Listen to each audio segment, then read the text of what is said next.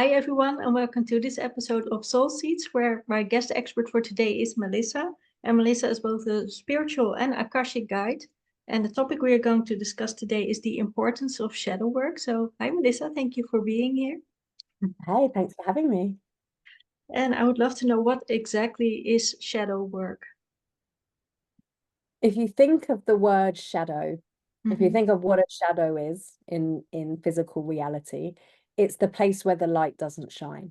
Mm, Yeah, you're right. walking along, behind you, there's your shadow. It's because the light can't hit it.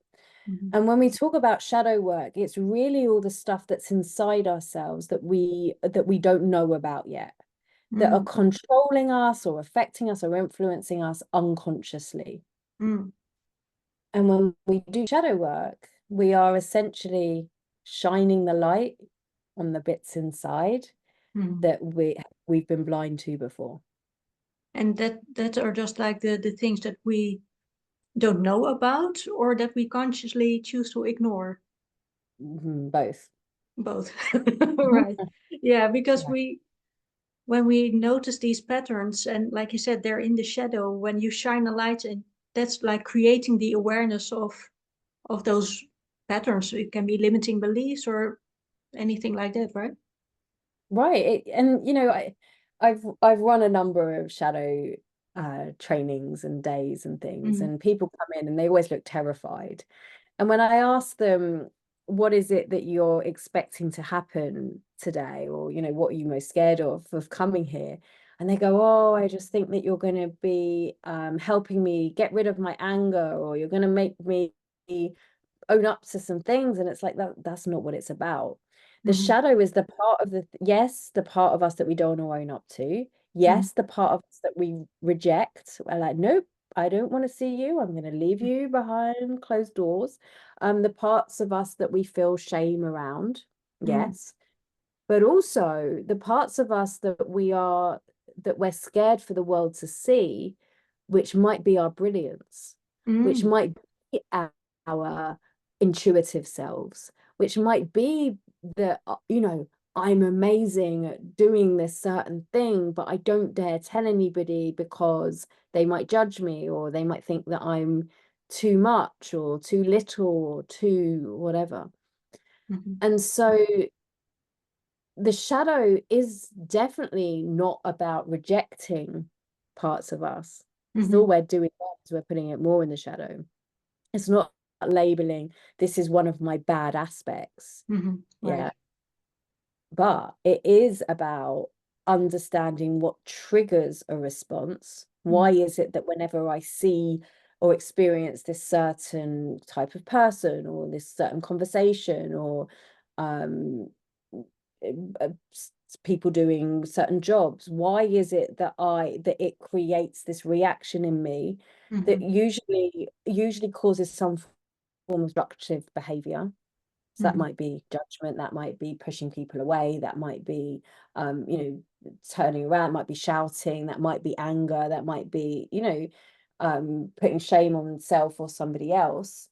When we can start to understand that trigger, when we start to bring awareness to, okay, what is it about that person that I am reacting and responding to? mm, What am I seeing in them that I'm not allowing myself to see in me? mm, That the healing begins to happen, because it's just now I've seen it, now I've shone the light on it, there's right, no shadow anymore, it's right. there, it's in my awareness.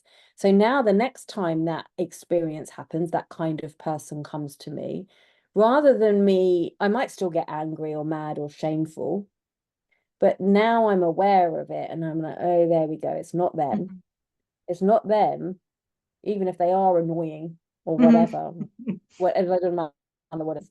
It's me and my response, and now I can control, understand, bring healing, bring awareness into that. mm, And now I'm less triggered by what happened, and now this is how I take my centeredness back and my groundedness mm. back in that situation. Yeah, it's like peeling back the layers of your like wounded self to come to your core and to understand then where those reactions and responses, because they tend to be quite emotional responses, that then Right. we realize where they're coming from. I always say, like, usually when you're like angry or frustrated, usually there's a like a deeper layer of like fear or abandonment or something like under that Yes. first response, right? It's quite often, so they say, look, this is a really good exercise if you're wondering, well, how do I know? Because the whole point of shadow work is you don't know, because it's in the Mm-hmm. shadows, you don't know what you don't know. Mm-hmm. So a really good indicator of what's sitting in your shadow is how you're responding to the outside world. Mm-hmm. So if I find that, or if I just asked the listener to think about somebody they really admire, somebody that like activates something in them, somebody that they look at and they're like, yes, and this could be a fictional character, this could be someone in history, this could be like, it doesn't matter who it is, but really think about who they are and what qualities they have, right? Mm-hmm. And then do the same thing for somebody that triggers something: jealousy, shame, judgment. Yeah, there's somebody you look at and then you go, oh, They rub me the wrong way. they rub me the wrong way. They this, you find yourself talking about them, or you hear them and you're like, oh, who does she think she is? And write them down and write about their qualities, or what you think about them. And then look at those lists and just ask yourself, when did I last behave like that? When did I wish I could behave like that? Just ask yourself those two questions. When did I last behave like that? When did I wish I could be more like that? For both the one you admire and the one that triggers you. Um, that brings a lot of awareness into self. So when I'm going to say I was in my early 20s and I was staying at my grandma's, and my grandma was a healer. She was a hypnotherapist, and she had this bookshelf full of like, neuropsycho books, right?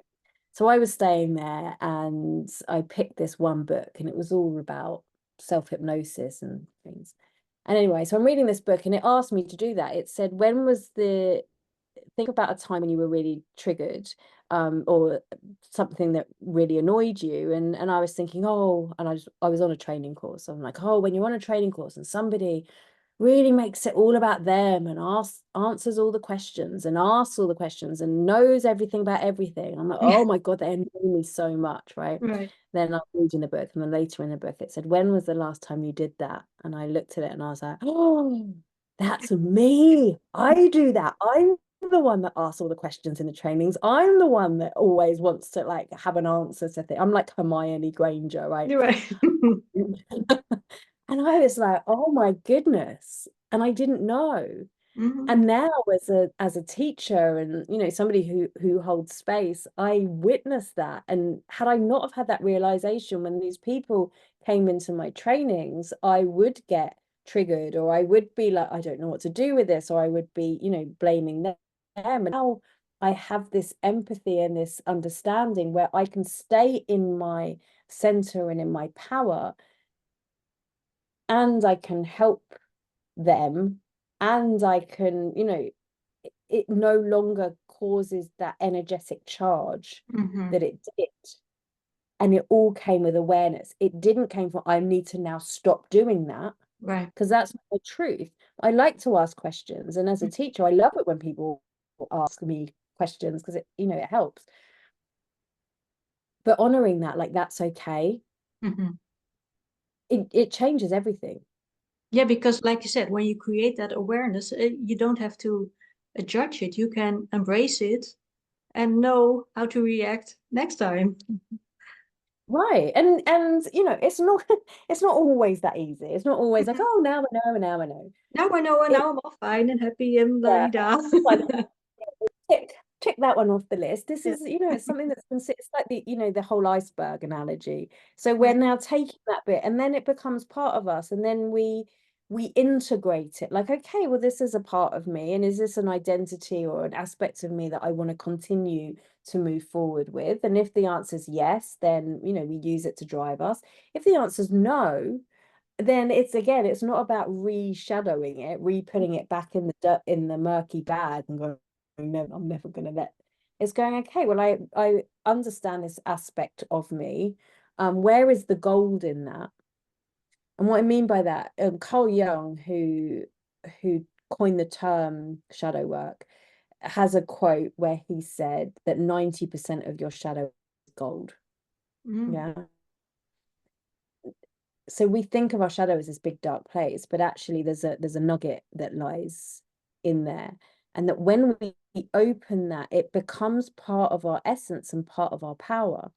So for me, you know, with that realization in my early 20s that I'm the one that always asks questions, and I'd spent my life getting really annoyed by everybody else because maybe I didn't allow myself to do that, or maybe they were taking the energy from me or whatever it was, that now in the role that I do, and I'm more aware of how I ask questions as a coach, you know, like asking questions as a coach is a skill that requires a certain level of control and understanding, right?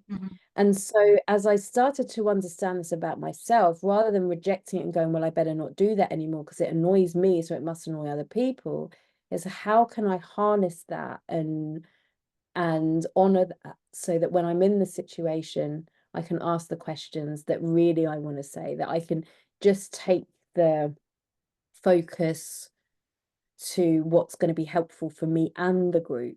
Yeah, to come at it from an empowered place rather than a kind of flippy floppy erratic, which is what happens when it's in the shadow.